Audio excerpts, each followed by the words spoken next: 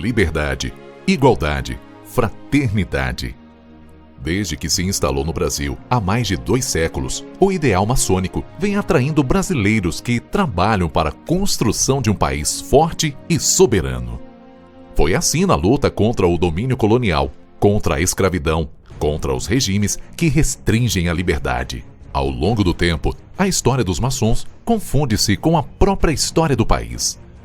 A maçonaria é uma instituição essencial, iniciática, filosófica, progressista, filantrópica e evolucionista. Proclama a prevalência do espírito sobre a matéria, pugna pelo aperfeiçoamento moral e intelectual e social da humanidade por meio do cumprimento inflexível do dever, da prática desinteressada da beneficência e da investigação constante da verdade. Seus fins supremos são liberdade, igualdade e fraternidade.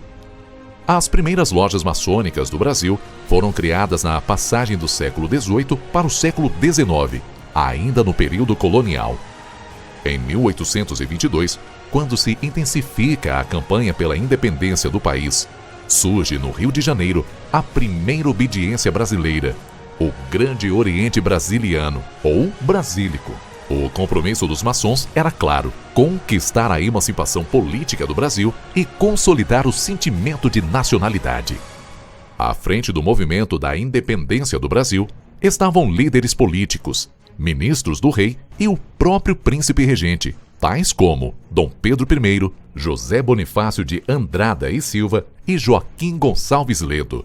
Os maçons brasileiros trabalharam exaustivamente pela abolição da escravidão e proclamação da República, sendo o maçom Marechal Deodoro da Fonseca o primeiro presidente da República e o 13º grão-mestre do Grande Oriente do Brasil. Além do Marechal Deodoro da Fonseca, durante os 40 anos de República, tivemos como presidentes os maçons Floriano Peixoto, Prudente de Moraes, Campos Sales, Marechal Hermes da Fonseca, Nilo Peçanha, Delfim Moreira, Washington Luiz, Venceslau Braz, Café Filho, Nereu Ramos, Jânio Quadros e os mais recentes, o vice-presidente general Hamilton Mourão.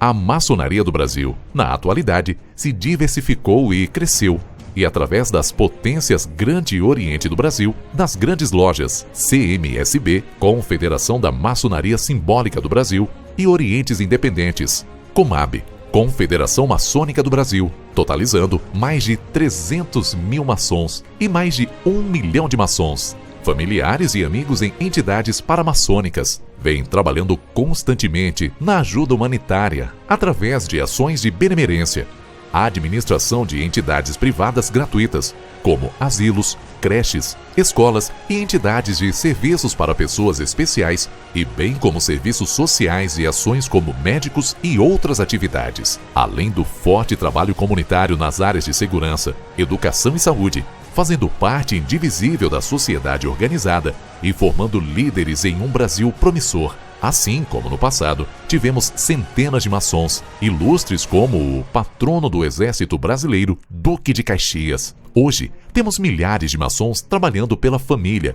e, principalmente, pela dignidade e igualdade do povo e soberania da pátria. Essa é a Maçonaria Brasileira, Secretaria-Geral de Comunicação do GOB.